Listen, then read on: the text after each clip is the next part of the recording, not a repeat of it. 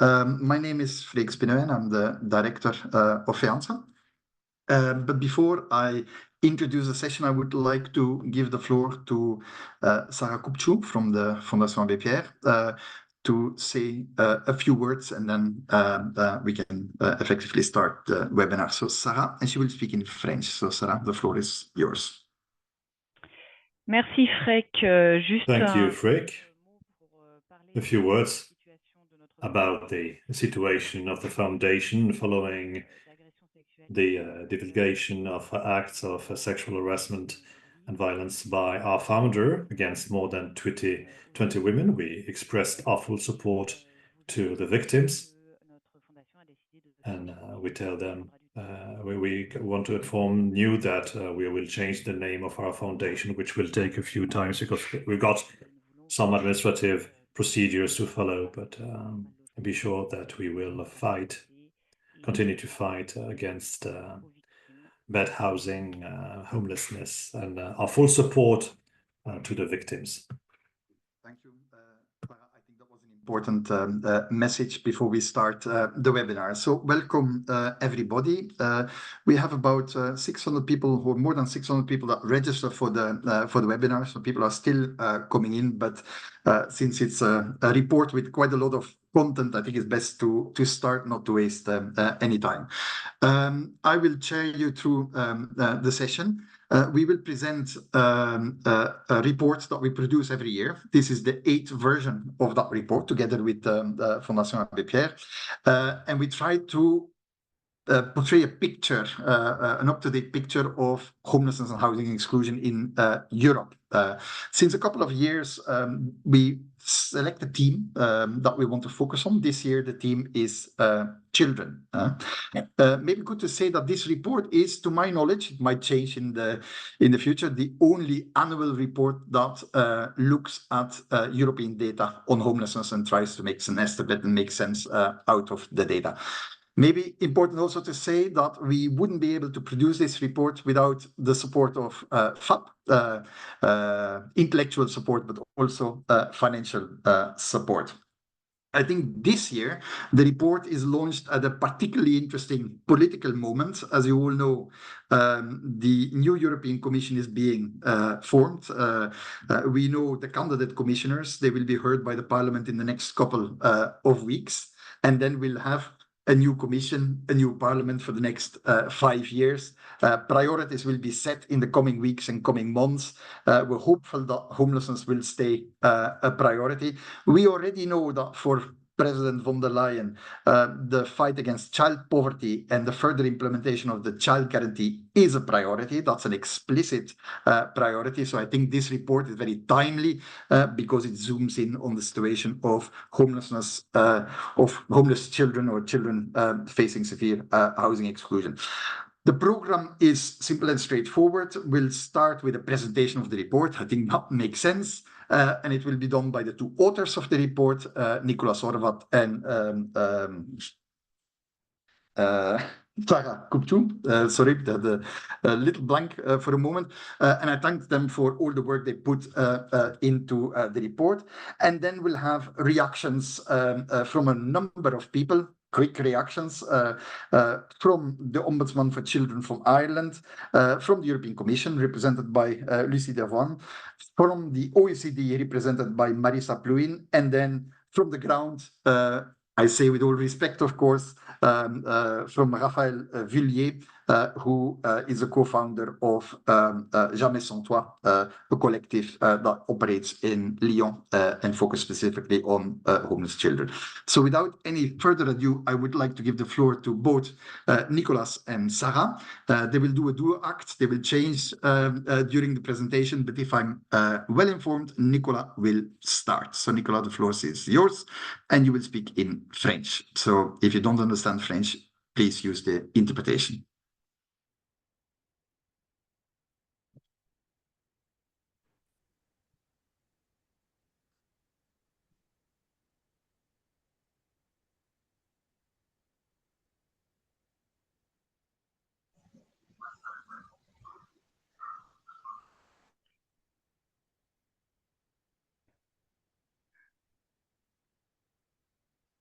Alors, Nicolas?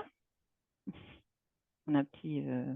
We've got some problems with Nicolas. Tu commences par prendre la parole finalement? On n'entend pas.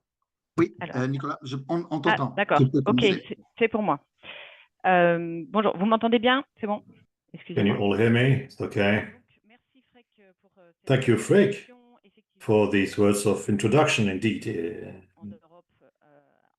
it's a new report on homelessness, and the 8th done in collaboration between FEANTSA and the Foundation. This year, it was important to focus on that particular topic, children, because for many years now, we've had some feedback from the organizations with which we are working about the increase of families and children in shelters or in demand of social support. I'll give you a quick summary of the report before giving the floor to Nicola. It's divided into 4 parts. The first part is an overview of the homelessness in Europe, a state of play on homelessness, giving you the existing data in the different member states of the EU, plus we zoom in on some particular states and policies to fight against poverty, homelessness. The second part of the report is devoted to the housing exclusion among children in Europe. In this chapter, through a series of projects and surveys made on the topic, but also by asking the members of FEANTSA, we want to zoom in the situation, living conditions of children, either in a shelter or on the street. And the third chapter is devoted to housing exclusion and the data available from Eurostat, among others. In Europe, all that is linked to poverty, costs of living, and so on and so forth.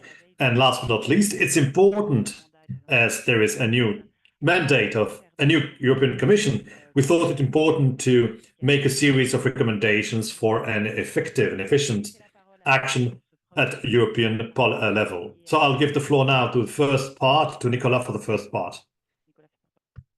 Nicolas? Bonjour à toutes et à tous. Donc, je vais vous présenter. Good afternoon to all of you. I give you a quick overview of the first chapter.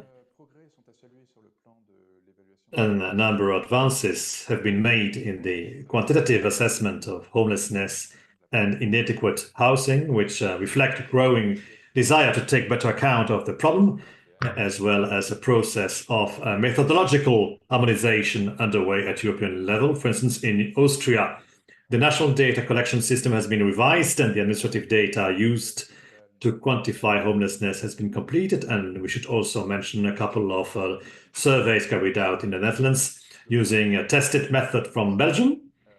Globally, counts are becoming more systematic. In particular, the European Commission is funding a project to conduct a series of counts in different European cities using a common methodology. 15 cities are taking part this year, and a further 20 cities could join the project next year. At the same time, work to collect and organize the available data is expanding, as shown by recent research made by the OECD on the basis of questionnaire survey sent to the organization member countries. The OECD has drawn up a very comprehensive catalogue. The exercise of gathering the most reliable statistical data for each country was repeated this year. On this map, you can see the 2 types of counts that exists: point-in-time counts in blue, carried out at a given moment, and statistical records made over a long period in green. Statistics from surveys that are too old or both for which the data is not sufficiently reliable is in yellow on the map. In order to be able to compare the data, it has been organized as far as possible to fit in with the categories of the ethos typology designed to encompass a wide range of situations of homelessness with 6 main categories: people forced to spend the night in public spaces, people cared for in emergency accommodation centers, people living in hostels or facilities for the homeless. On a medium-term basis, people who, because of a lack of accommodation, are forced to stay in medical institutions or prisons, people living in unconventional housing, typically squats or temporary settlements, or people who, for lack of accommodation, are staying temporarily with friends or family, which is also called the hidden homelessness because it's not being taken into consideration by the statistics. It should be noted that few surveys attempt to cover the full range of living situations. Most surveys focus on the most visible forms of housing, of poor housing, categories 1, 2, and 3. This table shows the data collected for each country, the date of the survey, the method used, point in time counts in blue, long-term records in green, the collection period, the results for each ethos category, and the source. When it was not possible to determine precisely the situation of the people included, the figures were considered to fall into several categories, and living situations not described by ethos were grouped together in an other category. On the basis of this updated data, it's possible to propose a new estimate of the number of homeless people in Europe. The calculation is carried out in 3 stages. A compilation of the results of the point-in-time accounts, selecting data relating to people whose situation is covered by ethos categories 1, 2, and 3. To establish an average, this sum is then related to the overall population of the member states in which the counts were carried out, and the percentage obtained is then applied to the European population, including the UK, to obtain the estimate. On the basis of this extrapolation, around 1,287,000 people would be living rough in emergency accommodation and in hostels. This figure, which is significantly higher than the one proposed last year, partly reflects an objective trend in homelessness, but also improvements in the accuracy and coverage of counts. I will now present some recent statistics to illustrate both the variety of national situations and the different approaches. In Germany, for the 2nd year running, the Federal Statistic Office has carried out an exhaustive census of people staying in accommodation centers. A total of 372,060 people were counted at the beginning of 2023, a number that has risen considerably compared to 2022, mainly due to better data transmission by the organization involved. More than a third of the people counted were Ukrainian refugees, and the proportion of foreign nationals among the population counted was 84%. Couples with children alone accounted for 35% of foreign nationals, and this contrasts sharply with the composition of the German population. De provinces se multiplient en Belgique et cette année, appuyée par la Fondation Roi Baudouin et les administrations régionales, les chercheurs investis dans ces comptages ont extrapolé les données collectées aux populations flamandes et wallonnes. Ces extrapolations compilées aux chiffres issus du dernier... For several years now, local population counts in Belgium have been increasing. Supported by the King Baudouin Foundation and regional authorities, researchers involved in those counts have extrapolated the data collected to the Flemish and Walloon populations, compiled with the figures from the latest census carried out in the Brussels capital region. Okay. Pour chaque enquête menée, le succès de la Finlande tient en grande partie à une stratégie nationale intégrée is due to a national strategy d'accompagnement ciblé et développement du with supported au Portugal, target support mechanism. In Portugal, et de suivre la stratégie nationale. The group of organizations responsible for l'intégration des personnes implementing sans domicile collecte des données à l'échelle nationale depuis 2018. and monitoring 2 grandes catégories de situations sont distinguées. Les personnes the national strategy for the integration of homeless people has been collecting data at national level since 2018. 2 main categories of situations are distinguished: people living rough in emergency accommodation or in makeshift shelters, and those staying in reception facilities. According to the results of the most recent survey carried out in December 2022, there were 10,773 homeless people in the region, 45% of whom were being cared for in accommodation and support structures. The number of people counted has risen by 78% in 4 years. In Spain, during 2023, the DG for Family Diversity and Social Services, in collaboration with the Research Center, carried out a pilot project involving counts in 27 Spanish cities. A total of 6,144 people were counted. 46% were living on the streets or in non-conventional accommodation, and 54% were being cared for in shelters. In recent years, a significant proportion of member states have put into place renewed or strengthened a national strategy to structure and coordinate the various measures to prevent and deal with homelessness. In its recent research, the OECD states that 16 member states have an active strategy to combat homelessness at national level. 2 countries, Austria and Estonia, have coordinated policies at regional level due to specificities linked to the distribution of competences, and in the UK, each constituent nation has its own strategy. The official documents that formalize these policy programs vary greatly in size and content. Some detail a strategy specifically targeting homelessness, while others present a roadmap that goes far beyond this single issue. Overall, a number of key questions remain unanswered. In particular, which criteria are used to construct these programs, and which criteria should be used to judge their feasibility and relevance. Now I'm going to present the start of the chapter on children, and then I will give the floor to Sarah, who is going to give you more information about the rest of the report. National or local data on homeless children is rather fragmentary. It is therefore not possible to determine exhaustively the scale of the phenomenon at European level. However, they can potentially serve as a basis for an approximation. The calculation can be made using the same procedure as for the global estimate, but this time using the results of the point-in-time counts to the underage population of each country, then applying the percentage obtained to the European population aged under 18, bearing in mind the limits of the extrapolation.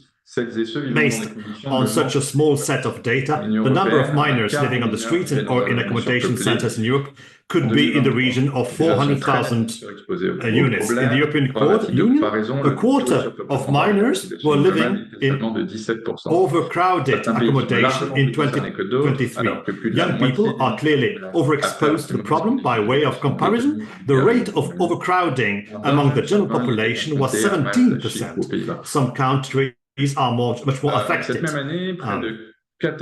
While more than half of minors have to deal with poor living conditions in Latvia, Bulgaria, and Romania, less than 1 person in 20 did so in Malta. In 2023, nearly 14.5 million young Europeans were living in housing situations showing signs of insalubrity. That same year, more than a quarter of poor households were living in dilapidated and potentially indecent accommodation. This figure was over a third in Spain. And now I'll give the floor to Sarah. Thank you, Nicholas. After trying to exploit and to use the available data about homelessness, we looked at the living conditions of children. A small methodological point first. We decided not to use surveys about the living conditions of unaccompanied minors, which constitute a particular category among homeless children, yet we wanted to give you some elements.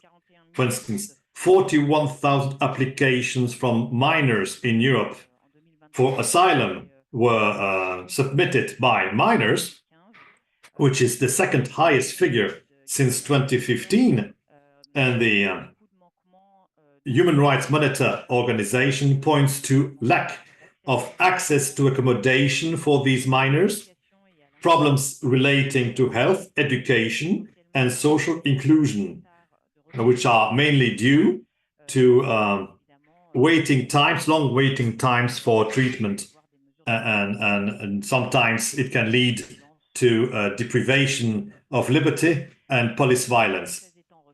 Now that this parenthesis is done, we looked at the factors, the reasons leading to situations of housing exclusion or homelessness for children, and they are common to the whole population of homeless, and it concerns, of course, the families as well. There are structural reasons, structural factors, poverty, growing inequality, racism, discrimination, or the falling between the housing costs and the income. There are also more institutional factors, lack of infrastructure in some countries to meet the needs of the families, by lack of social support, or due to situations of disruption of care, and also malfunctions in the justice or the health administration. And there are also individual factors relating to the personal experiences of families, such as breakups, loss of employment, and so on and so forth. So these factors are common to all the families in shelters or institutions. And of course, children also face these factors. We also looked at 3 types of profiles. First, children on the streets. In France, the barometer of children on the street by the Fédération des acteurs de la solidarité and by UNICEF set a figure of 2,047 children on the street, including 467 under the age of 3. And it's quite an increase by 235% between June 2021 and August 2023. And it's a total social scandal. Children who are not schooled and are on the streets, young children that can't take a nap because they live rough. Organizations in France try to react and try to provide solutions, including the organization called Utopia 56, with organized permanent support at night and resort to citizen solidarity, which French citizens hosting children during the night, or families with children. And there is also a network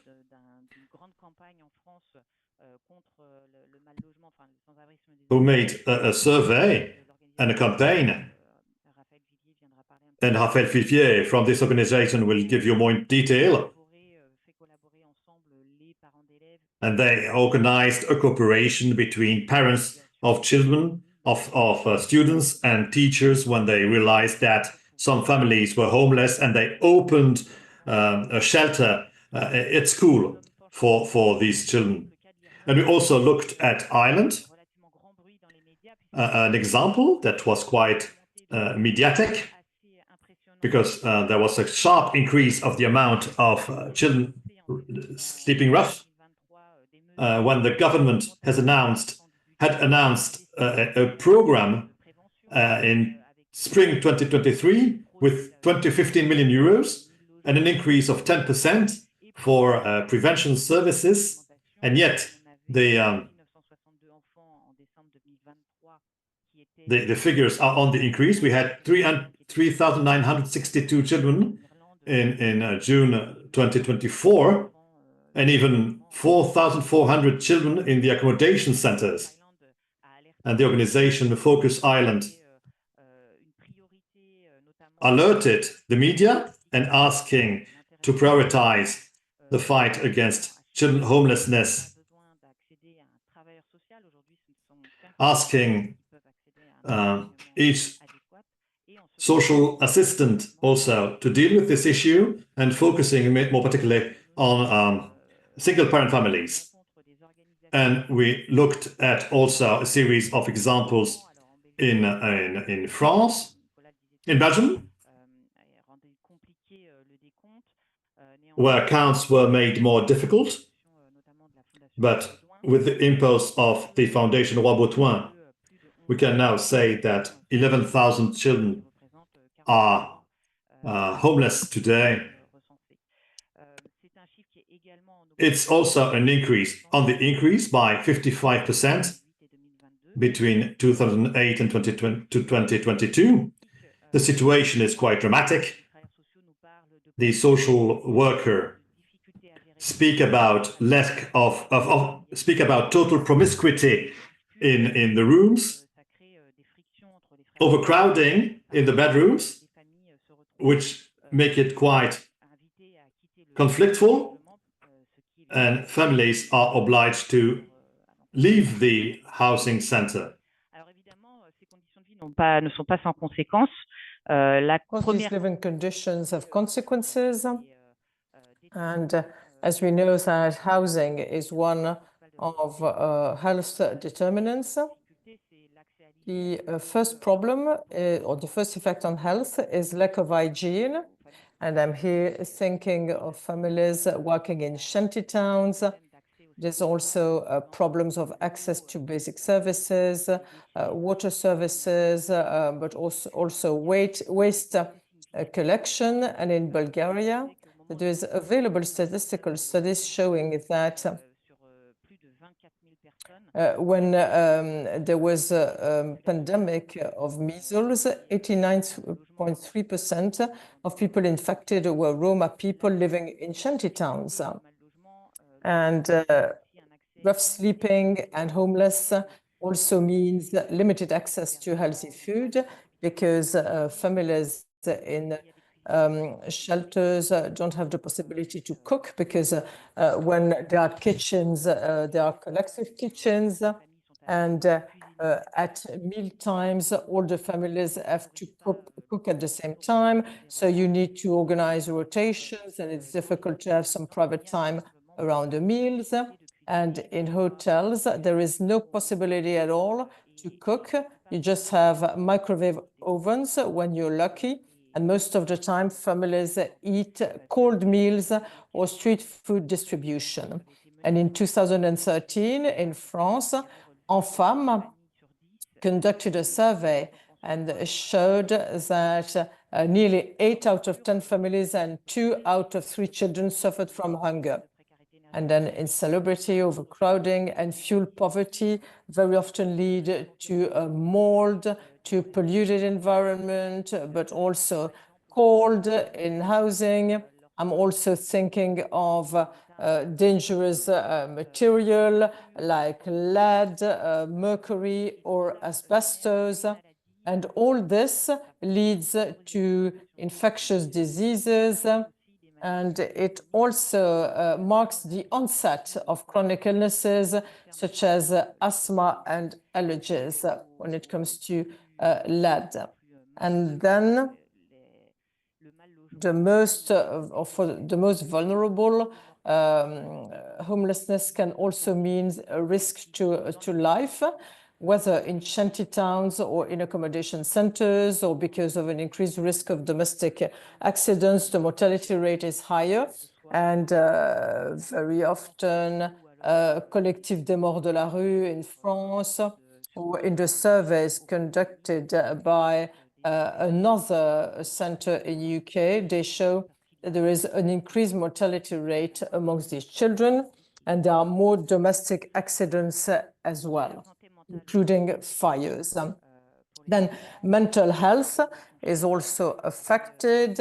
The shelter organization highlighted that children suffer more anxiety, more depression, more than the general population, because children live in material conditions that do not allow them to meet their needs. They experience instability, moving houses, changing schools, and very often they are exposed to parental stress because they attend adult discussions. This also has an impact on social and family life, because there is a lack of privacy. And in Germany, a survey conducted by UNICEF highlighted that children felt uncomfortable because lockers could not be locked in the sanitary facilities. So it's not good for adults, but even less good for children. And because of that, children feel ashamed. They can't have a social life. They can't invite their friends at home. And because of that, there is also family issues and disputes. And that's the reason why in some countries, child protection services have to interfere. And there is a coordinator of an organization says that teenagers don't dare to say that they're living in a shelter because they fear stigmatization. They can't access to the same services. And it's true that we are confronted with the shame felt by the children who would not share their living conditions outside of the family. And then to conclude, I would like to say that rough speaking or living in shelters also have an impact on schooling and on your achievement. And such children participate much less to school life and to learning. They can't have their voice heard. They do not participate. They lack self-esteem and self-confidence. They are more exhausted. And maybe Raphael will come back to that later, but they are exhausted. They fall asleep in class, and they clearly don't have the same opportunities as others, as Fanny Talbot says, a teacher.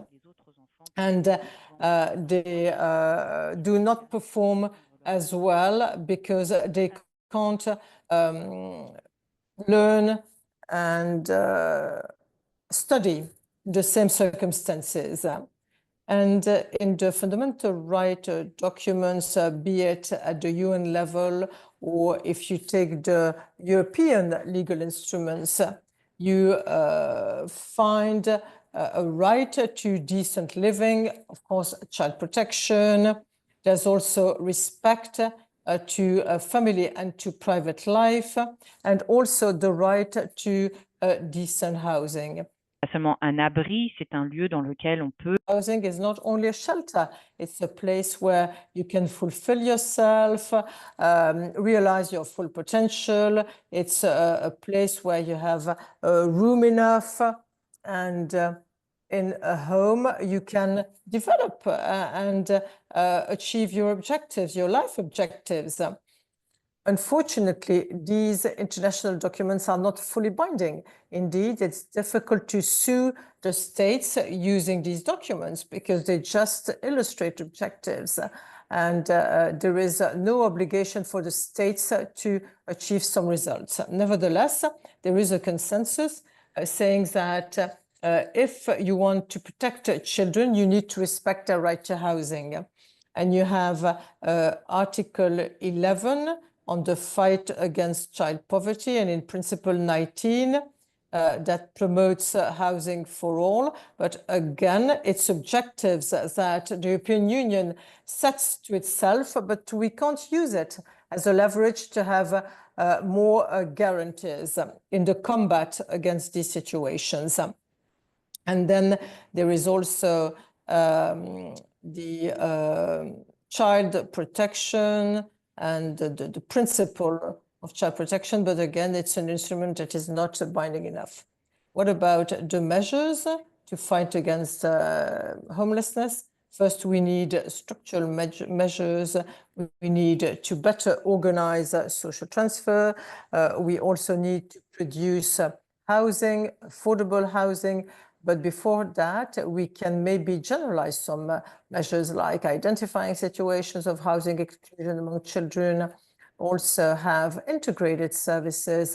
I'm here thinking of the work conducted by Elefanto, an organization in France that published a guide, and it allows you to identify homelessness situations for children. You can also envisage preventive measures to fight against evictions and loss of housing, adapt housing shelters, because historically shelters have been hosting single men, and most of the time shelters are not suitable for families, whereas most of the time men are sheltered in one place and the rest of the family elsewhere, and this is damageable for family cohesion.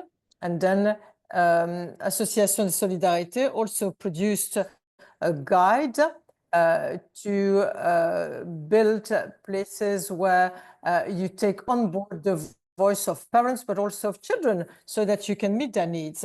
And then what we also need is integrated services, as I said, with providers. We need public health policies, child protection, public policies, and as in Finland, we should take care of the families as soon as possible to avoid this situation lasting too long, because it's really damageable for them.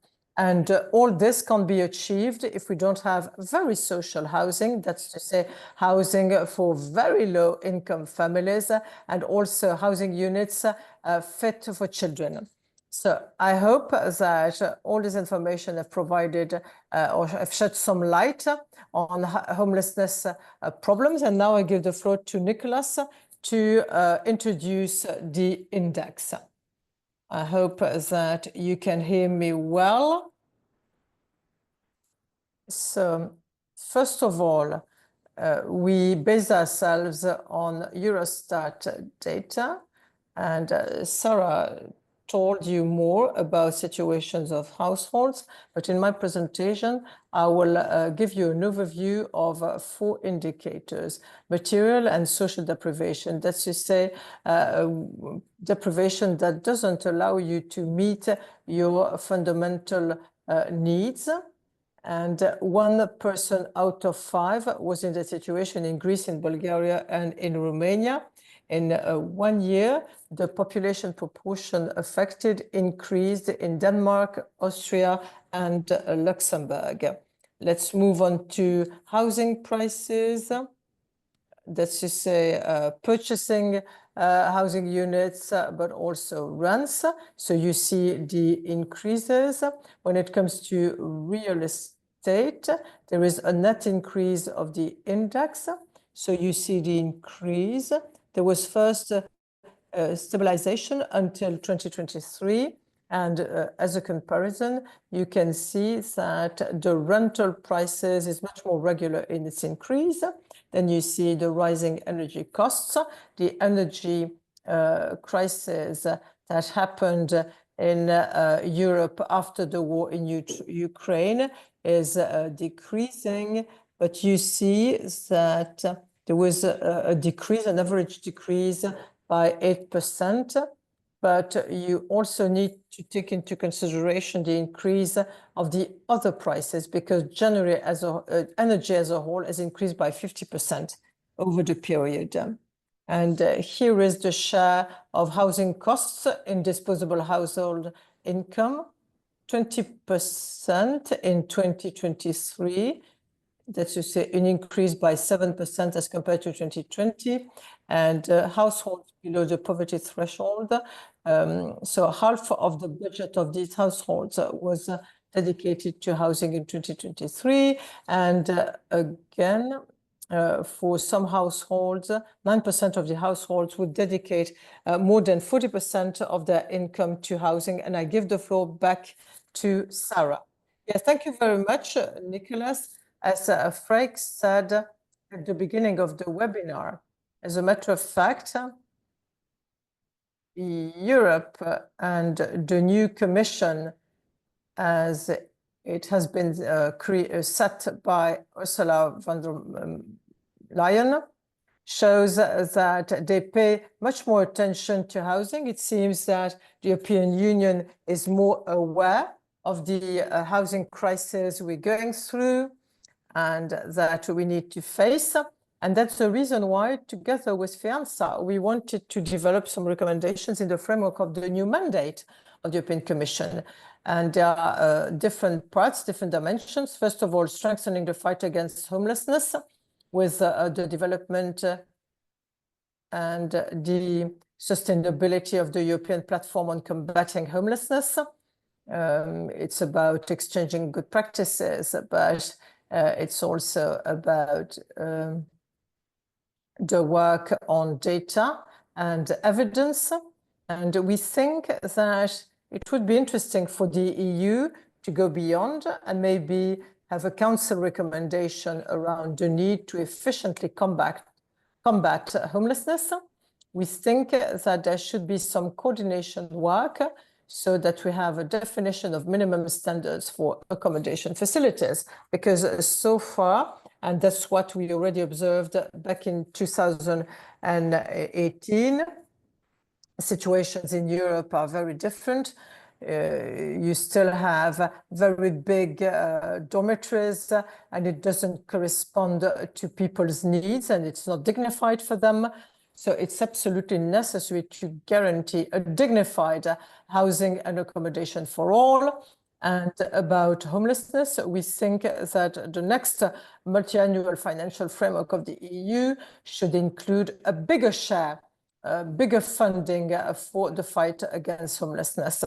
On top of that, we think that we need to efficiently tackle the housing crisis.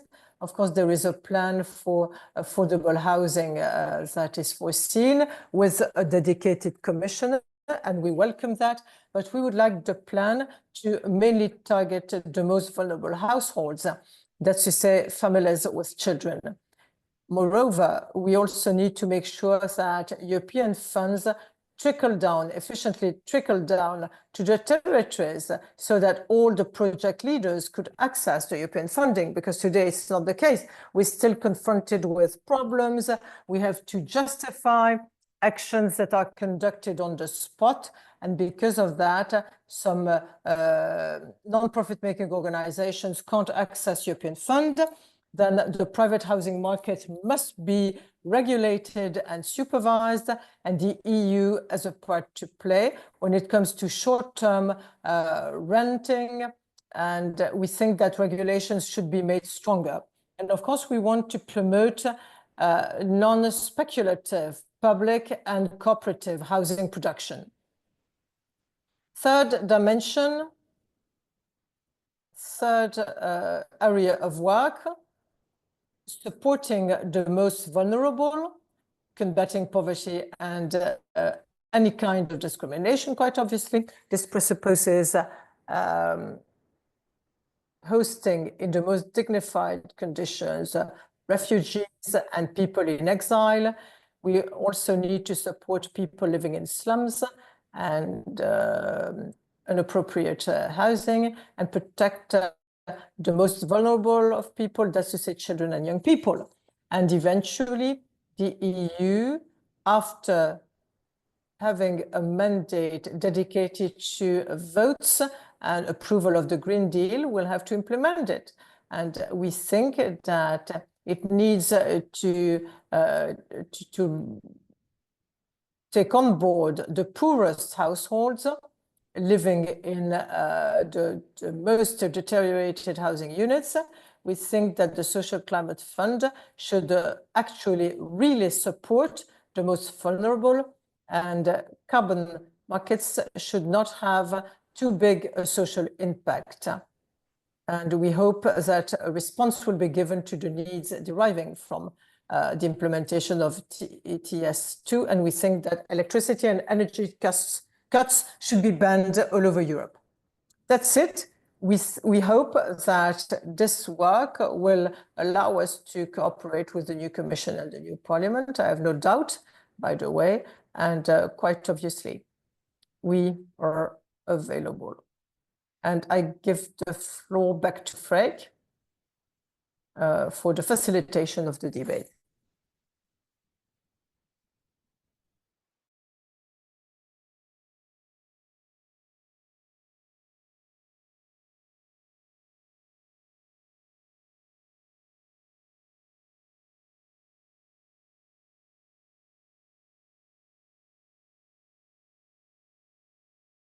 in the beginning. We'll start with Dr. Neil Muldoon. I hope I pronounced your name correctly. I know especially Irish first names are tricky for us. He is the Ombudsman for Children in Ireland. You have seen that in some of the slides, Ireland was specifically mentioned. Probably not as a good example, but up to you to react to what you have heard and what you have read. Thank you.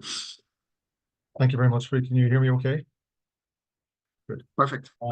Good afternoon, everybody, and thank you very much for the invitation to contribute to this report or to this discussion. It's a very, very important report from FEANTSA, and reading it is a reminder to us here in Ireland that the problem of homelessness is European-wide, and it's made all the more challenging by the public policy choices that many countries have taken in recent decades, and compounded even more recently, as was discussed, by the issues of inflation and the crisis-driven response to international protection changes. Worryingly, from our point of view, the combination of historic and contemporary factors have resulted in a situation where in Ireland, our housing and homeless situation has been getting worse in recent years, and may, as this report indicates, continue to do so for the near future. However, in my role, there's no way to not be concerned or engaged and alarmed by such a prospect. And as Ombudsman for Children, it's even more alarming for me to see the number of children concerned in homelessness here. We've been fighting in our office for 20 years for children's rights, and during that period, we've seen housing move from a position where it wasn't even on our organizational radar to being on the peripheral, to nowadays to being a key strategic priority for us. And when I assumed my role in 2015, it would be safe to say that it was not an area that we deeply engaged in. It was only at that time when I went for my first appearance in front of the Parliamentary Committee. I hadn't even thought about the question, I had not considered it, but I was asked at that time, what was I going to do about family homelessness? And that's when it came to life for us. And immediately after that committee meeting, we received a complaint from a homeless family who had to endure emergency accommodation where there were bars on their windows and blood on their mattress. And we took our lead from there. That raised our awareness levels around the conditions for children and their families that they were experiencing emergency and short-term accommodation. And since then, homelessness has featured consistently among our strategic priorities. Since then, too, I've made crystal clear at every opportunity that I had that our office considers housing and homelessness to be a children's rights issue. In 2019, I told the Parliamentary Committee on Homelessness that the right to inadequate housing is about, and I quote, the right to live somewhere in security, peace, and dignity. It's a fundamental human right that we must ensure for all the children in Ireland, and it's non-negotiable. Under Article 27 of the UN Convention on the Rights of the Child, to which Ireland signed up in 1992, states must recognise that there's a right for every child to a standard of living adequate for the child's physical, mental, spiritual, moral, and social development. And the UN Committee on the Rights of the Child, in their concluding observations last year to Ireland, stated that Ireland must address the root causes of homelessness for children and strengthen the measures to phase out emergency or temporary accommodation. And because child development cannot be magically divorced from the conditions in which they live, the Convention further commits states to taking appropriate measures to assist parents and others to ensure that this right can be implemented, particularly with regard to such essentials as nutrition, clothing, and housing. And we've heard the impact that can have. And what this report reveals in depressing detail is that many states are failing spectacularly to deliver on those obligations. Sadly, it's nowhere more obvious than here in Ireland, where in the period covered by the report, reference is made to an explosion in homeless numbers across this decade. And I can't say that that's sensationalist, it's accurate. The figures provided in this report don't lie, and they serve up a grim snapshot of the situation that existed up to the end of December 22. And depressingly, and with a heavy heart, I have to report that today the matters have deteriorated even further. The numbers seeking emergency accommodation have spiraled upwards. The latest figures from the Department of Housing here in Ireland up to June of this year were 14,429, which is a 20% increase since 2022 even. And within that, there's 4,404 children, which is a 32% increase since 2022. And as was stated again in the report, these numbers may not actually be the full story. Several points in your report, the reference is made to the inadequacy of the data at local and national levels. And here in Ireland, it's certainly true. It's an issue that I've made it clear with my office, that we repeatedly highlighted the need to consider the hidden homeless, children in refugee centres, children from the Ukraine who have unstable accommodation, and children living in refuges as a result of domestic violence as well are not counted. And while we acknowledge that we need better and more complete information, we are also very conscious that data on its own does little justice to the reality of the lived experience for children. Headline statistics, however bad, don't convey the devastating and destabilizing impact that homelessness can have on young lives, or impress the ways in which its damaging effects can reverberate long into their adulthood. And for this, we have to listen to the children themselves. We did that in our office. We took this our obligation to consult regularly with children as a group, which is one of our mandates. And a few years back, we did a report called No Place Like Home, in which we consulted with 80 children living in emergency accommodation, what was called family hubs. And the responses that they gave us were perhaps unsurprising, but were instructive as well. The children spoke of the hubs as places of shelter and of being preferable to living on the street or in a hotel. But they also spoke of noise, of difficulties in sleeping, lack of space, lack of privacy, isolation, restrictive atmosphere, required to sign in and sign out, and where rules prevented them from having their friends to visit. Some young children disliked the hubs, and it was so great that they tried to run away on a number of occasions. Older children, meanwhile, spoke of shame, embarrassment, anger, and sadness associated with their homeless state. And when asked what they would like to change, a number of children just simply drew pictures and said, I want a house or I want a home. And that in a nutshell is, of course, what they need and what they deserve under the UN Convention on the Rights of the Child. On this, there's almost universal agreement across the political spectrum in Ireland. There's a consensus that the numbers in emergency accommodation are unacceptable, and everyone acknowledges that the environment in which children are raised is critical to their long-term development. Indeed, back in 2018, our Taoiseach at the time, our Prime Minister, Leo Varadkar, said in a foreword to a document for our government strategy for babies and young children under 5, he said, the first 5 years last a lifetime and having a lasting impact on the type of person that we become. Our children deserve the best start and opportunities in life to fulfill their potential. But the reality of what has since transpired is that far too many of our children are not getting what the former President or Prime Minister said they deserve. There are many reasons why families end up homeless, and many of them are documented here in this report. But I've always been adamant that homelessness is, at source, a man-made problem. It's the consequence of public policy decisions taken in the past and still being taken. And before the global financial crisis of 2008 to 2012, Ireland did have some family homelessness, but their numbers were extremely small and they were tended to stay for just a number of weeks. What's happened since then is that there's been a political decision to move towards housing being provided solely by the private sector. And that's proved disastrous for families on the edge of economically. Indeed, the Irish government has found itself criticised by the UN Special Rapporteur on Housing for the commodification of housing, creating a market and seeing it as an item that can be bought or sold rather than as a right of every citizen. That needs to change. We in Ireland have bounced back extremely well from the global financial meltdown. We are by any standards a wealthy country and not lacking in the means to comprehensively address our housing and homeless crisis. In reality, we have only 2,000 families who need to be housed out of the homeless crisis, and we create 30,000 housing units every year. For now and in the near future, my office will continue to champion the rights and welfare of children who, through no fault of their own, find themselves in emergency accommodation because of homelessness. But we need a plan to tackle this problem in a way that impacts longer term and sustainably. And that will require a completely different approach to the one we've been pursuing for the last decade, and will require the government to get back into building houses themselves. That's it. Thank you very much. And again, I appreciate your time to inviting me. Thank you very much. Thank you for making your time available, Mr. Muldoon. If I'm not mistaken, well, it's good to hear that for your office, homelessness and child homelessness is an issue, is a priority. If I'm not mistaken, there is a European network of child ombudsman. Maybe there is an opportunity to also make it an issue there, maybe in the run-up to the Irish presidency in 2026. It's only a suggestion. Yes, I may take that. We're meeting at this moment in time. I might bring that to them. So perfect timing. I would like to move on now. Thank you very much. I would like to move on to Lucie Davoine, Head of Unit in the Directorate General Employment Social Affairs.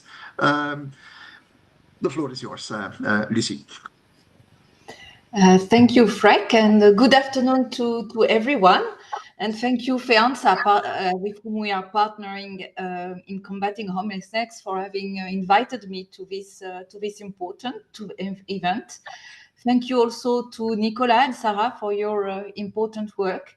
I think the annual overviews of housing exclusion in Europe have become reference documents on data on homelessness and housing exclusion in Europe.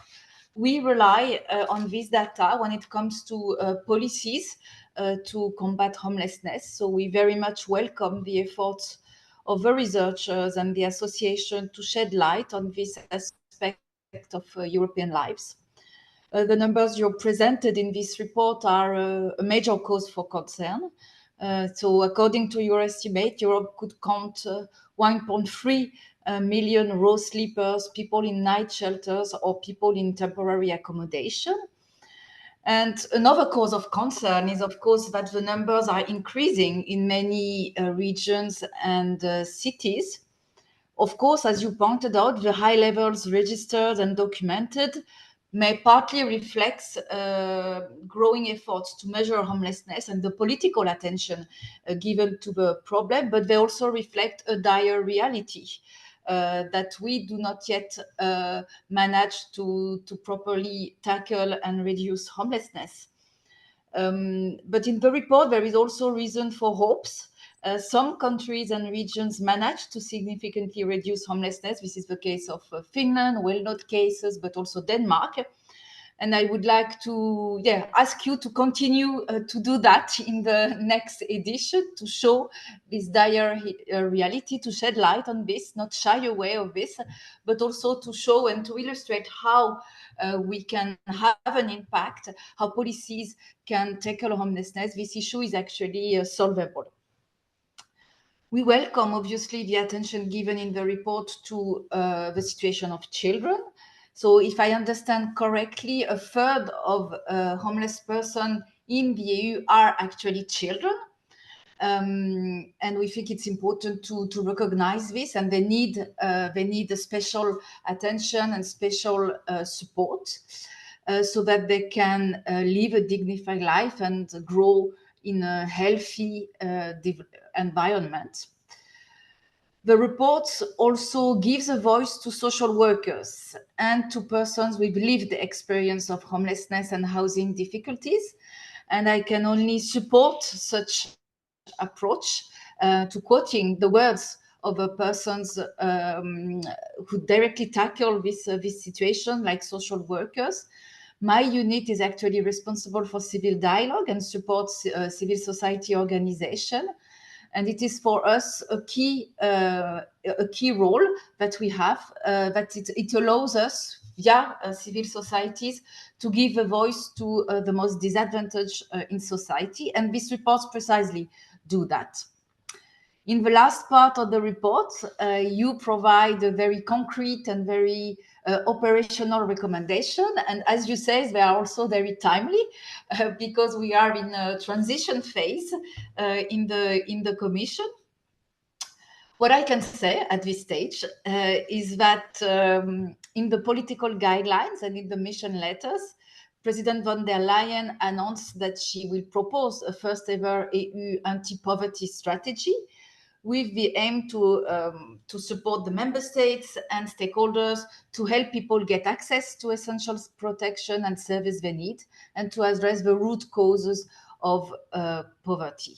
So this is obviously very relevant to the topic we are discussing today. In addition, as you rightly say, Freck, she committed to strengthen the child guarantee through a number of further support. But this is not just the only lever through which this new commission will tackle homelessness. The other one is the first ever commissioner whose responsibilities will include housing. And this commission will put forward the first ever European affordable housing plan. It is in this new context that our dear platform on combating homelessness will operate. And as you know, as many of you know, the platform gathers EU institutions, bodies, member states, civil society organizations to work together to end homelessness along 3 strands. One is mutual learning. The Commission had organized the previous 2 years mutual learning events with the member states mostly. And now we partnered with FEANTSA so that we provide a very targeted mutual learning to a series of stakeholders. We also, in parallel, we are going to support targeted projects, social innovation projects that will tackle some of the different dimensions of homelessness. For instance, gender-based violence, migration, or the specific needs of Eastern and Central Europe. So this is the result of the social innovation call that was published last year, and now we are about to launch the project that will fund the grassroots association to tackle some of the dimension of homelessness. We also aim through this platform to gather robust evidence and to put together the different pieces of the puzzle. So this report is part of the broader effort to gather better data on homelessness. We already mentioned the pilot project on counting homelessness in cities, which started at the beginning of this year, and the first count will be carried out this autumn in 15 cities. We team up with OECD to gather more data, especially on the national situation, and Marisa can tell you more about that later. We also work with Eurostat, and Eurostat actually published this year the result of a specific module on housing difficulties, which shows that 5% of the population have experienced housing difficulties and homelessness in their life. So it's the past experience of homelessness, whereas with the counting project and the work done through this report, we have the present situation. The third work strand of the platform, as you know, is access to finance, because housing-led policy towards homeless people require an appropriate level of financial resource. And here the Commission team up with the Council of Europe Development Bank to provide technical assistance so that all EU funding possibilities are used to support stakeholders who are making a difference on the ground. Voila the overview of what we are doing. These are multi-year projects, so they will continue, and the new context is promising, with a number of key initiatives announced by President von der Leyen. So thank you again for your invitation, and I'm looking forward to the discussion. Thank you, Lucie, and thank you for telling us what already happened, what is happening at the moment, and I think we share hope that there will be more happening in the future under the guidance of President von der Leyen. I'll swiftly move on to Marisa Pluin, who is a policy analyst in the OECD. The data that we produce are not intended to challenge the data that are collected by the OECD. Of course, it's a contribution to the work that you do on data collection. But please, happy to hear what you have to say on the report. Thanks, Freck. Thanks again to FEANTSA and to the Foundation for the invitation to the OECD. Very happy to be here. and have this opportunity to share a bit, reflect a bit on the report in the context of the work that we're undertaking at the OECD. That's really also focusing on improving measurement of homelessness and improving policies. And we're very fortunate to undertake this work with the support of the European Commission. So Freek, Lucy, I know you're very well aware of most of what I'm going to say, so apologies for that. But maybe just a small methodological note before I begin is that obviously the work at the OECD, we are looking at a slightly broader range of countries. So it includes the work on homelessness covers all EU countries, but in addition, it covers OECD countries that are not part of the European Union, so Australia, New Zealand, United States, Canada, Japan, Mexico, etc. So some of the, if I give you some stats, it will go beyond the European Union a little bit. I think three points I wanted to contribute, and hopefully they're still structured because I was changing my mind as I listened to the different speakers. But I think the first point that's the simple, obvious point is that we still do not have a very good handle on the number of people who are experiencing homelessness in the European Union, in the OECD. And we certainly don't have a precise estimate of children, of young people who are experiencing homelessness. And I can talk a little bit about that. But I think we've certainly seen much improvement, and especially in very recent years, as it's mentioned in the report, there's quite a few countries that are really strengthening their approaches, that are either starting to do really good measurement or improving on measurement that was already there, that was already pretty good. So I think that's very positive. But needless to say, what we've tried to do at the OECD in the past couple of years is to really take a look at what are the official government statistics on homelessness at national level, who is covered in those statistics, who is not covered in those statistics, and understanding exactly who we're talking about when we see these numbers. Who are we looking at? And that's really important because it's really different from one country to another, as I think most people on this call know quite well. And I think in addition to looking at, what are the official statistics telling us, we're also trying to do a much better job of understanding the data collection approaches behind those numbers. So how are they getting to these numbers? What methods are they using? Is this coming from a street count, a selection, or a collection of street counts? Is it coming from a survey of service-based providers? And obviously understanding the differences when you use those different methods, what that means for the data that you get out of it. So that's something that we're trying to spend a lot of time looking at.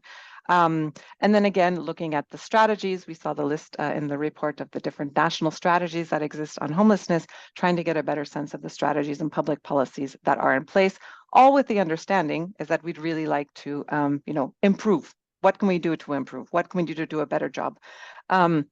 And just a quick point that was mentioned in the report, and to give you a sense of why we have these why we know the numbers aren't giving us the full picture, and especially in the case of children and young people. In over half of OECD countries, so in 26 countries, we know that the official homelessness statistics include children, include minors in those numbers. And yet 14 countries do not include children in the official numbers. So that's a really important point just to say when we look at the numbers, do they even cover children? And a lot of countries, it's not the case. And then I think a second point on that is not just, it's building on the point of what do the numbers tell us, is when we look at the data collection approaches, you can see more or less how some data collection will have do a good job of including children in those numbers, and some do a less good job of that. If there's not a large share of children sleeping on rough sleeping, then a street count is going to give a different picture. And also if we look at, for instance, service-based methods, if we're interviewing or taking data from service providers, if those service providers that are surveyed don't include a lot of options that have children, then we're going to get a skewed picture. So I think these are the kinds of things we're trying to understand, first of all, to say what is the state of play and where are the gaps, which obviously all of these differences make it quite hard to compare the numbers from one country to another, as Freek and friends know quite well. I think the second point is also to kind of echo what is mentioned in the report, and kind of a call that I know FEANTSA and the Foundation have had for a very long time, which is we really need to do a better job of measuring, and we need to better systematize measurement, because that's, I think, where things can fall apart sometimes. And as is noted, there are countries that are doing this. There are good examples out there. As Lucy said, we really need to highlight the good examples, and there are some. And so I think these are the kinds of lessons that are relevant for others. Whether it's in looking at different approaches that one could use for data collection that aren't being used so far. Like if you're just doing a street count, well, what about if you look at a service-based survey? That could be something. But also within the methods you're using, how you can improve them. So how you can expand the types of, cast a wider net in terms of the different service providers you're surveying. So these are the kinds of things I think are very important. And I think the report from FEANTSA and the Foundation does a really good job of kind of telling the story behind the numbers in a lot of cases, because you really need to understand that. It's not just looking at a table and then comparing from one country to another, but you really need to understand, well, in this country, there's a big increase because of this reason, because of a housing shortage, because of different emergency measures taken during COVID, et cetera. So I think providing that context, those elements of context, is really important. And the report, I think, does a really nice job of that. If you want a slightly drier table approach of the OECD, you also have that option online. We have put together, and it's mentioned in the report, we call them country notes on data collection. And so you have, for about over 40 countries or so, you have a look at what the latest official government statistics are, who is included, who is not included. It's mapped by ethos category, and then looking at what are the different data collection approaches in each of those countries, and you have some, a little bit of an analysis on what are the strengths and maybe weaknesses of those. So that's, quite a catalog of information, if that's of interest to you. Maybe I'm realizing I'm running out of time and I'm not quite at the end, so I will try to just jump ahead. But to say, I think, at the OECD, obviously, we always talk about data and measurement, which is, the foundation to better policies and better strategies. And I think that's where I would want to just leave a final note on this, is that obviously the point of better data and the point of doing a better job of measuring is really to understand, who are the people affected? What do they need? How are they getting into these situations? What are the barriers they're facing that make them, end up in this precarious situation? And that's through better data. That's through better assessing the situation. And I think what was really interesting is listening to, for instance, the intervention from Ireland, saying, well, look, we're listening to children. We're listening to what they tell us. And that's something I think that we really want to try to bring out. So in addition to the work that we're doing on trying to improve measurement and data at the OECD, we're also doing quite a bit on policy. And so we're developing, and we'll be releasing before the end of this year, a toolkit for policymakers, for practitioners. And it's around kind of 9 building blocks that we have developed, working very closely with the European Commission, also with FEANTSA, with a lot of different actors in the field, as well as the member states of the European Union, to really understand what are the key dimensions in working towards ending homelessness. And so, listening to people with lived experience, that's a big part of it. Another one, Lucy mentioned giving a voice to social workers. And I think, in addition to giving a voice, it's also about improving working conditions and improving the resources that they have to address this challenge that's only getting worse in a lot of places. But just a couple more points that I really want to stress would be prevention, because there's a lot that can be done there that isn't being done, but we do see good things coming, but it's just not a systematic approach. Long-term housing solutions, and obviously the services that people need, and especially families with children, which are not the same as single men that may have been the main targets of past policies. I have a lot more to say, but I'll stop there and wait for the discussion, but thanks a lot. Yes, thank you, Marisa. I know you have a lot more to say, and I think there will be more opportunities in the future as well. Now I would like to swiftly move on to Raphaël Villiers. I hope I pronounce your name correctly. The voice of the field of the local level. So the floor is yours. And then we'll have some short question and answer session. You can also put your questions already on the chat or on the question and answer button. But Raphaël, the floor is yours. Bonjour à tous et toutes. J'espère que vous m'entendez. Good afternoon to all of you. Thank you for inviting me in this webinar about housing exclusion in Europe. I will cast my light on homelessness of children in France, and I will share the experience of the group Students Without Roof. My name is Raphaël Villiers.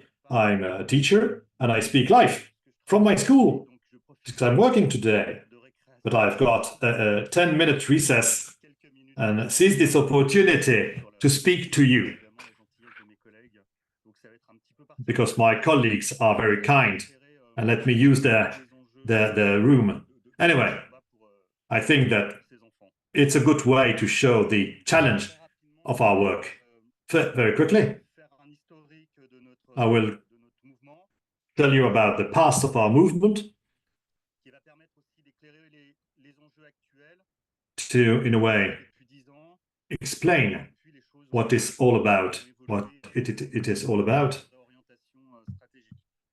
and lay the foundation of our strategy. Early 2010, the teachers in France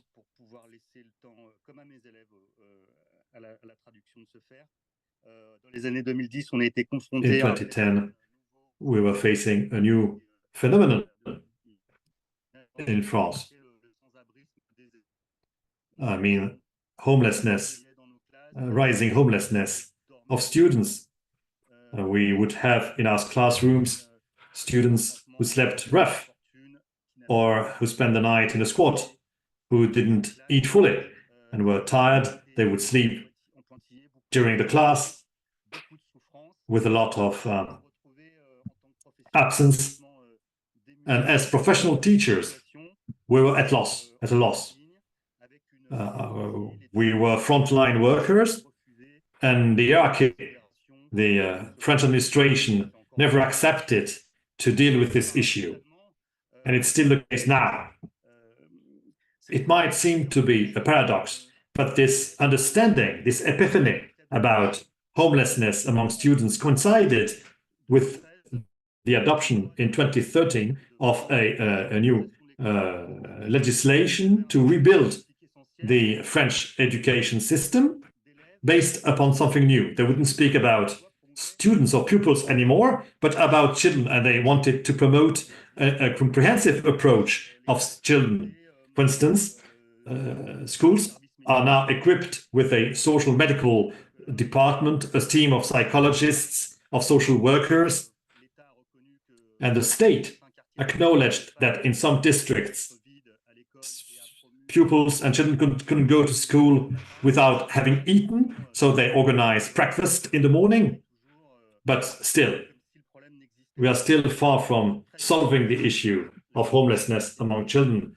And the teachers' movement decided to organize themselves to help these homeless children by finding accommodation among inhabitants or funding hotel rooms. But we realized how limited this action was. We wanted to move from a charity approach to a more solidarity-based approach, meaning that we will all participate in a common political fight with a couple of objectives. First, to shelter the children in the classroom after the education, after the class, because we thought that the classrooms is a sanctuary, and we wanted also to challenge the administration and the state, who is in charge of emergency shelters, so that they would respect the law and fulfill their responsibilities. So it was a double objective, which might be contradictory. On one hand, an emergency action when children are sleeping rough, and also coordinating ourselves between schools by developing a sufficiently big network that would have an impact on the state and at the right moment. For many years, management was very punctual, was very on one-off. Budgets would be released when winter came, and shelters would be open when it was getting cold, and only then the state would speak about the situation. So it was a period when we would act only when the media is speaking about it. But you should mean that outside school, the facilities of the schools belong to the municipalities, the collège belongs to the departments, and the regions take care of the lycée. So there was some hostility on the part of some municipality. In Lyon, for instance, they were quite hostile. They threatened the parents. Some of my colleagues were criticized by the administration, and police officers were sent in front of school to avoid the occupation of some facilities. So we decided to go right to it, and it made our fight more mediatic, because at the end of the day, the public opinion realized that children sleeping rough in a country like France is unbearable and cannot be accepted. And it created a wave of generosity among the population. So we developed quite a big network on the basis of the main parents' association in France and on the basis of the teachers' unions to protect the unions that were threatened with penalties. So it grew bigger and bigger, and now we've got a network of 300 schools in the region of Lyon. And we wanted also to have our own figures. There is no national statistics in France. The latest figures date back to 2012. And the network publishes a barometer with a phone number, 115, that you can call when you are sleeping rough. And we have another way of counting. We count per school the amount of pupils sleeping rough, which shows how serious we are. So little by little, we got figures to show that these are not isolated situations, even if you have to put a face behind the statistics. But we also wanted to show that it was an actual political issue, which is the result of political choices. And it worked. Little by little, we continued to occupy the schools. The main two principles of emergency shelters and conditionality, meaning that the distress of the person prevails, and also the second principle, the continuity. We wouldn't put people back to the street after the end of the night. And we moved from one level to another during the COVID, because at the time the motto was stay at home, and we had to protect the whole population, and the population resorted to us because they needed our local expertise. And we put in relationship the families and the authorities. Very quickly, thanks to the foundation of the Pierre, Emmanuel Domergue, who would follow our fight, we were successful in creating a national network published by, circulated also, this information about it was circulated in the newspaper L'Humanité, and we are now present in Toulouse, in Paris, in Montpellier, in Bordeaux. So we've got a wider network that keeps growing to show that this model can be exported to other cities. I'll try to be brief.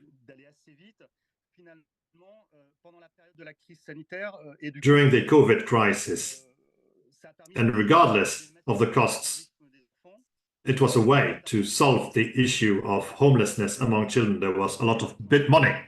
Hotels were free because there was no tourism, and they put all poor people in hotels, but there was no long-term solution. After the COVID, all these people would go back to street because the hotels had to open their doors to normal tourists. So everything was back to the sad normal. And there was a boom in the amount of children sleeping rough. In Lyon, compared to 2 years ago, we've got 5 times more children sleeping rough than at the end of the COVID crisis. Meaning that we had to change our strategy. In the cities managed by the Greens or the left, which accepted the fact that we would occupy the hotels, the classrooms. The fact is that they just let us occupy the classrooms during the night, and they would also fund hotel rooms. They would spend a lot of money.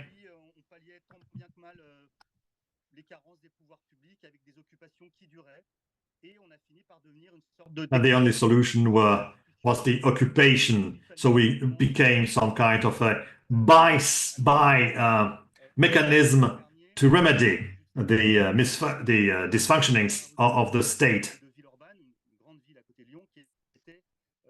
25% of homeless children would sleep in the classroom. Il a fallu attendre une vague de froid et then winter came and 10 people died when the ministry decided to allocate several million euros, but we've never seen them. So, but at that time, at least we became a formal structure. Some stability was given. So we occupied an abandoned school, and we were again giving charity because people were coming to us because the state would not help them. And I'm being asked to draw some conclusions. So we were there to provide services that would not be given by the institutions. So I think, and maybe this is kind of negative, because I think that we will go through a very difficult situation. There are more than 10 schools that will be occupied by fall, because before we occupied a smaller number of schools, and now we will have to reinvent our strategy and make sure that public authorities meet their responsibilities. And to do that, we will count on a national network to be creative enough. And of course, I will try to get inspired by what is being done at European level and what I've heard during the webinar. And I thank you very much for your attention, and I wish you good work in the future. Very, very useful. And you said that you extended what you do in Lyon to about 30 cities in France. I think there is potential to extend it beyond the French borders. I think many countries don't use the school system sufficiently to also help homeless children in particular. So thank you, and good luck with your Thank you very much. class. Okay. Bye-bye. We have a little time for questions and answers. I don't know, Rocio, if there is questions on the chat or questions in the question and answers section. I know that there were some questions asked during the webinar that have been answered already in writing, but do you see anything? See, I think currently, but if people have any questions, they can drop them in the Q&A box that you see on the bottom bar, or also in the chat, and we will read them and answer to them. So feel free to ask questions if you have them.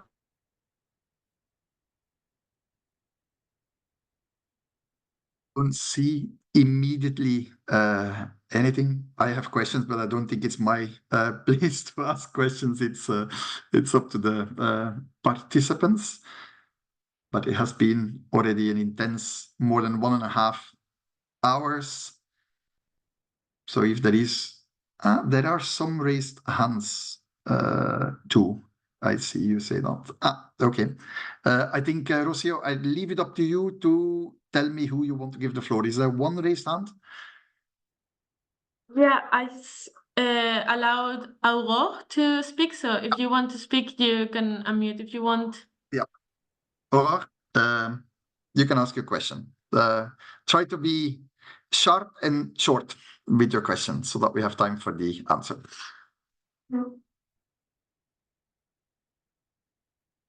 Not, we already have a question in the chat from Beatrice.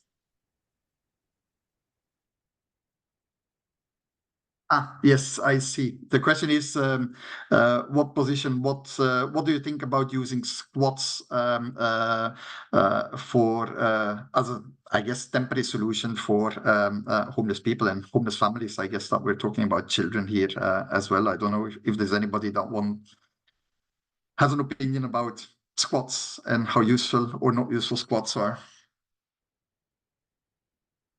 Sarah, you seem to want to say something. No? Maybe not. Go ahead.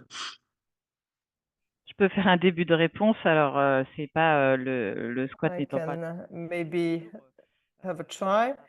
Squats are not the topic of the day. Maybe we will have to work on the position. But anyway, for us, squats are really the expression of a shortcoming by the public authorities that do not provide shelters, accommodations, or even better, housing to people who need them. And of course, we think that we should not criminalize people living in squats. We should give them the support that they need. They should not be treated as criminals. And on top of that, I would say that many laws in Europe nowadays criminalize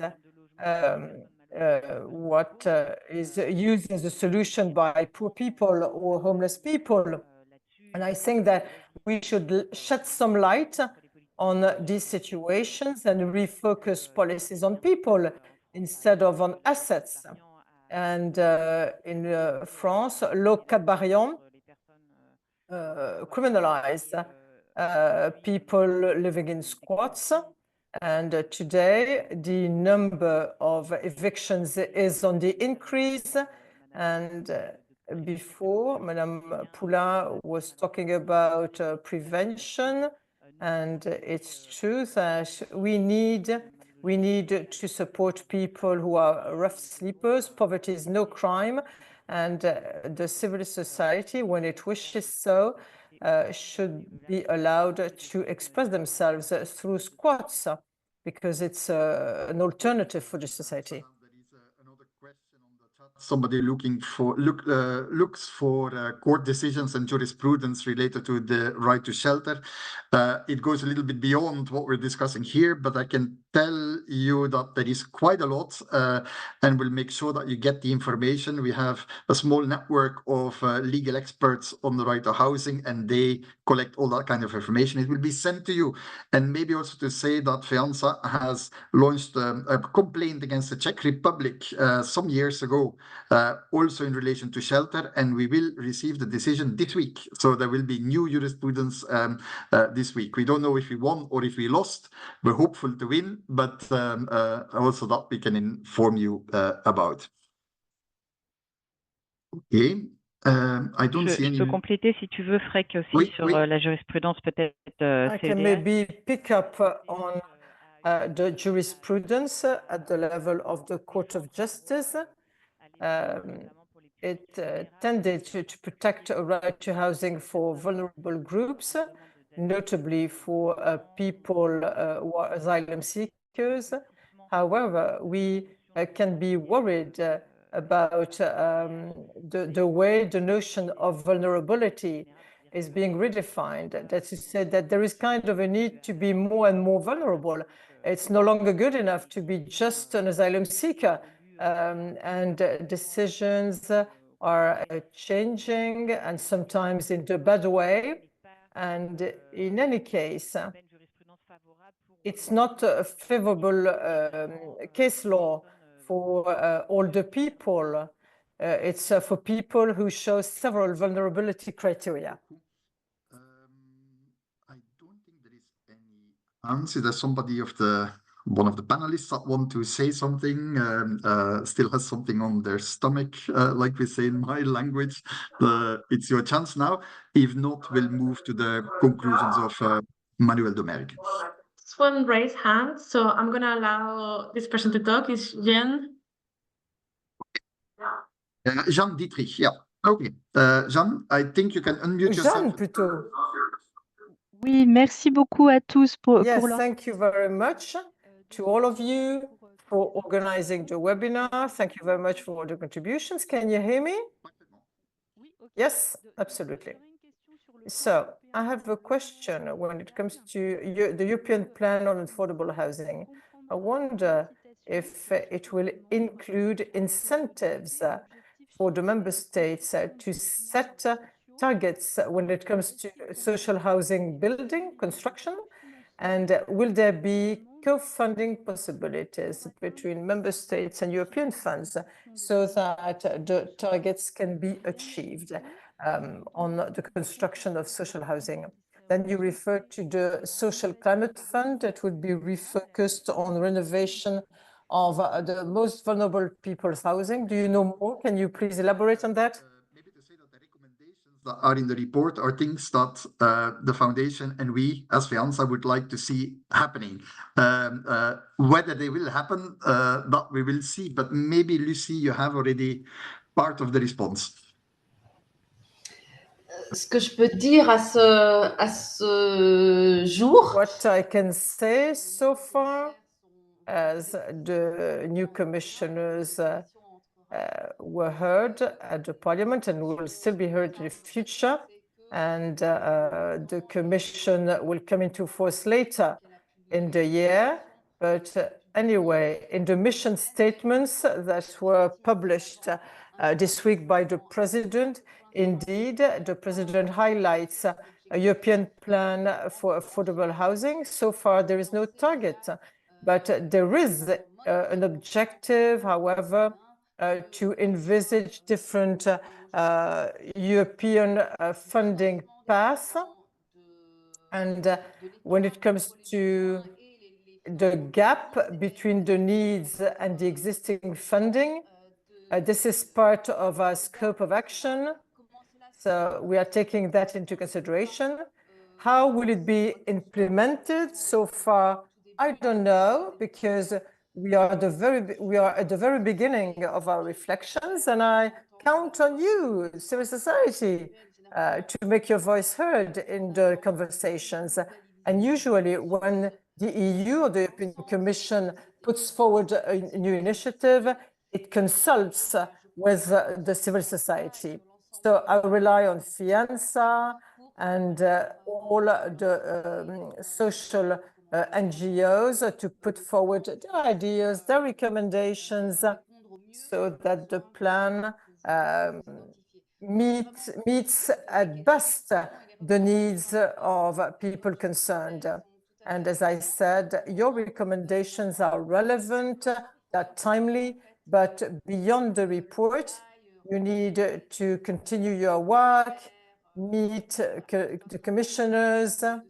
So there is still some work to do to give some follow-up to the recommendations, but I'm aware that FEANTSA does that very well. We'll try to be involved also in the hearings and then later on in helping to further develop the agenda of the respective European commissioners. I think we are probably good to give the floor to Manuel Domergue, the head of research of the Fondation. Rossion? Yes, I think so. Yeah, we're good. Yes, I'm hesitating now with the change of name, like but FAP, let's say. So Manuel, up to you to make the conclusions.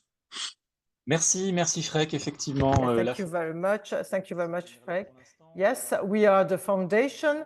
That's the name we will stick to before we have a new name. So it's the Foundation for Housing. So thank you very much to all the participants in the webinar. Thank you very much to Nicolas and Sarah Kupshu, who were the driving forces for the report. And we invite you to read it through, because today you've just heard an executive summary of the report. And I think that the key messages and the key figures have been conveyed in the different messages at European level. I hope that it will be discussed. 1.3 million homeless people in Europe, amongst whom 400,000 children living in shelters. And we see that the situation is worsening quite quickly in big countries like France and Germany. So this is very worrying, and we have some hope in the current situation. We'll try to use them as a hook. And now we will have a commissioner, Dan Jorgensen, responsible for energy and housing.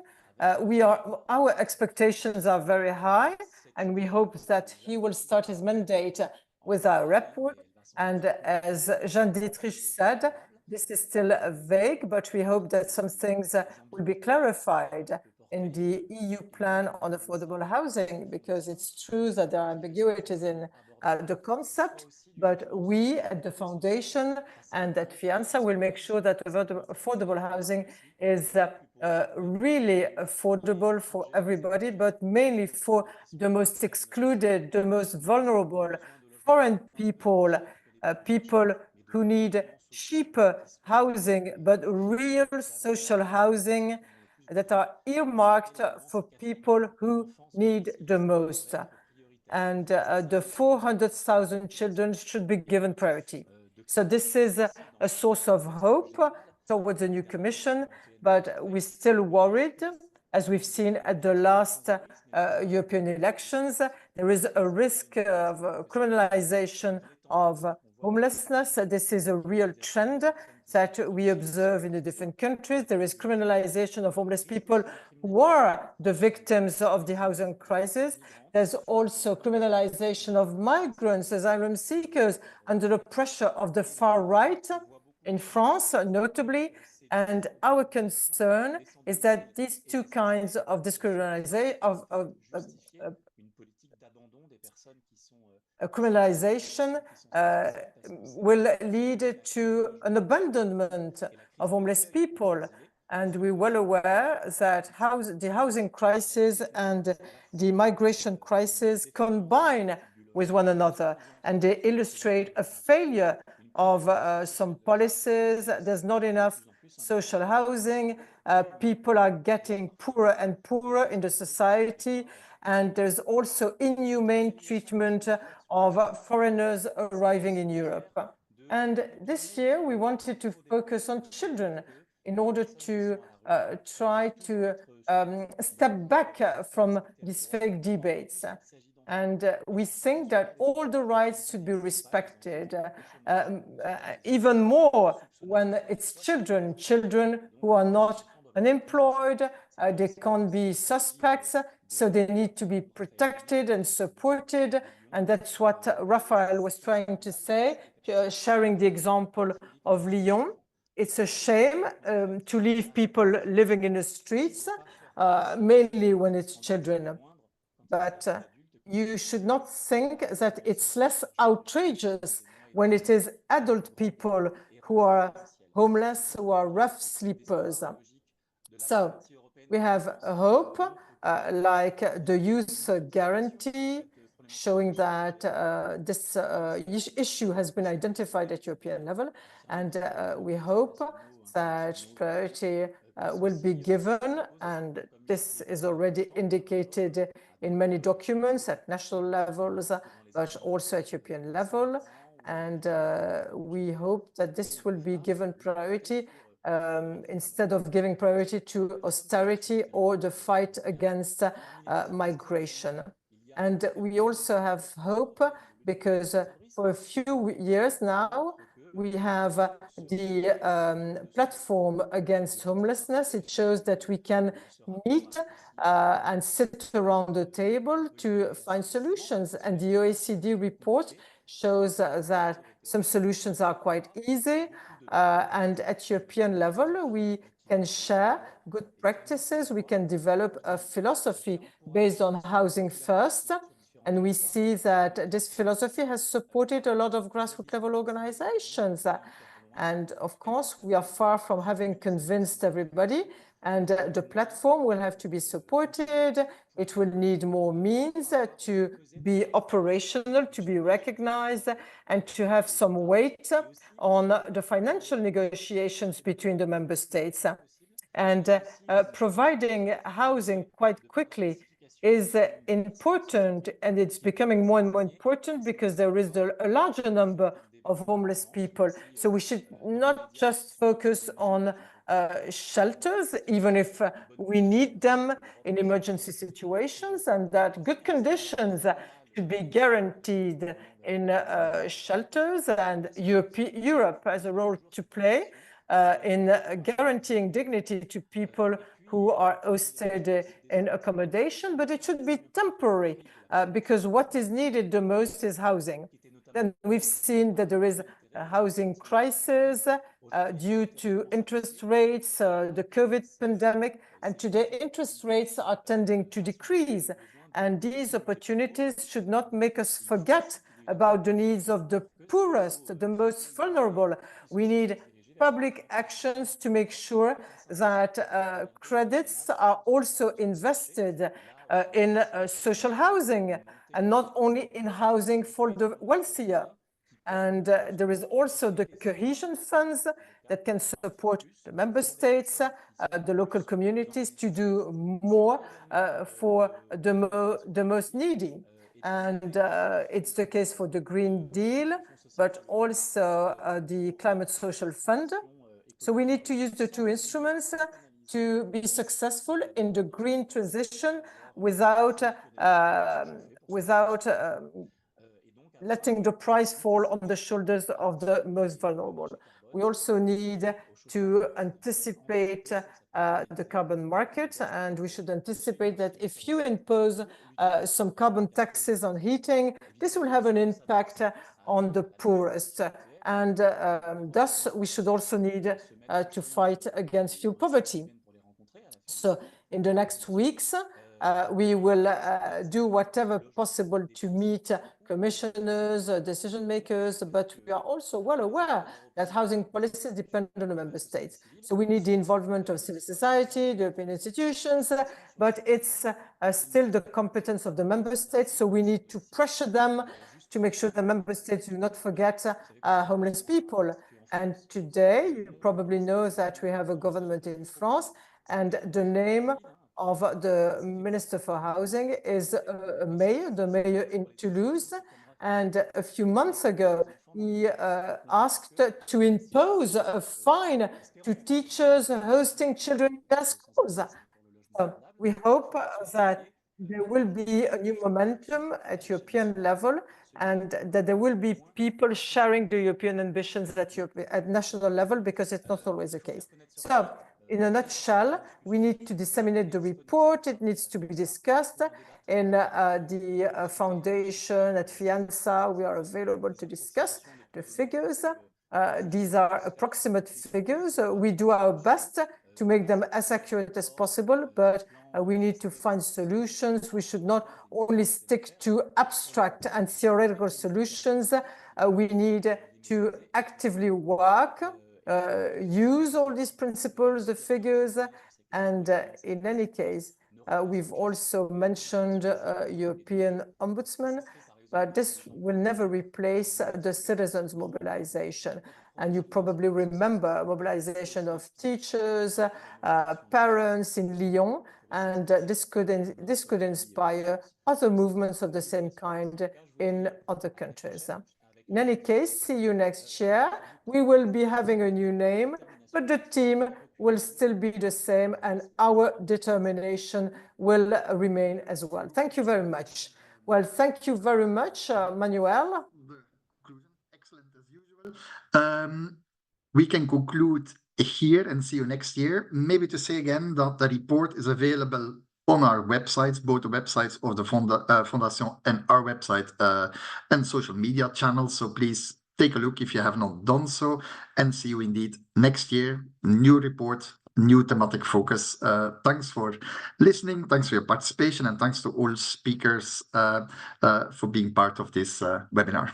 See you next year.